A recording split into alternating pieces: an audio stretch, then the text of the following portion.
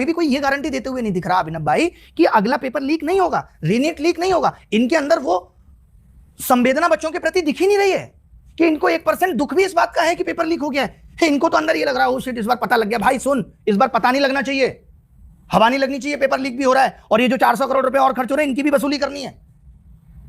तो आप भ्रष्टाचार को लीगल कर दो भाई। आप बता दो कि हम 500 डॉक्टरों को नौकरी देंगे, हम अपने चहेते लोगों को नौकरी देंगे, बाकी चीजें तो फेयर करो।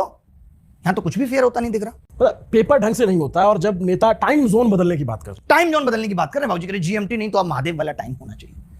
आप बताइए भाई साहब, हम और आप इतनी बार मिले या बात होती है, कभी आपने मुझसे पूछा कि आप किस भगवान की पूजा करते हैं? ये मेरा पर्सनल मामला है। आप किस भगवान की पूजा करते हैं, कितनी देर करते हैं, आपका पर्सनल मामला है। लेकिन आज देश का नेता बस यही दिखाने में लगा है कि आज मैं उज्जैन के इस मंदिर में हूं। ये आप छुट्टी लेकर के प्रॉपर जाइए। प्रधानमंत्री इस बात की ढोलक पीटते हुए सोमनाथ मंदिर चले जाते हैं कि इससे क्या है, जनता के प्रति आएगा कि ये आदमी के अंदर कितनी भक्ति है, तभी तो लोगों की भक्ति इनके लिए जग जाती है, लोग इनके भक्त हुए पड़े। भगवान हैरानी के साथ भगवान से मिलने भगवान खुद आ रहे हैं। भगवान कहते होंगे बाबूजी मैं आ जाता, आप बताते तो सही। तो ये सब दिखाना, पहले कौन से नेता दिखाते थे साहब कि किस मंदिर में जा रहे हैं? मोदी जी हर साल 2-4 राज्य में चुनाव होता है, 3-4 महीने उसमें रहते हैं, 1.5-2 महीने मंदिर में रहते हैं, 3-1 महीने विदेशी दौरों पे रहते हैं। देश के लिए कब काम करते हैं, कब सोचते हैं वो है? महीने में, साल में 12 उनकी मन की बात होती है, 18 परीक्षा पे चर्चाएं। बेरोजगारों की बात करने की बाबूजी को फुर्सत नहीं है।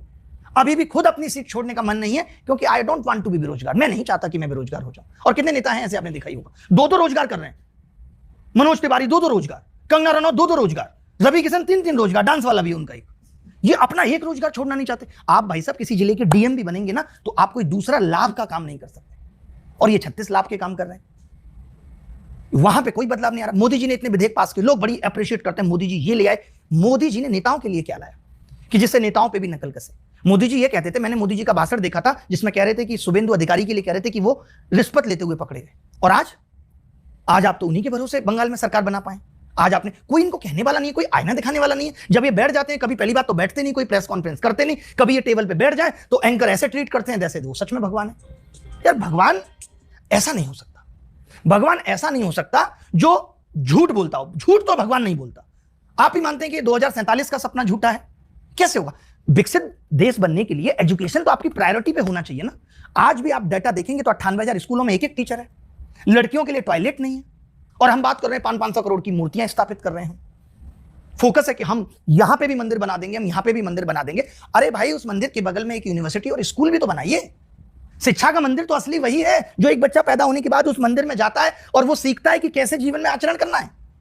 लेकिन आपका उस पर ध्यान ही नहीं है।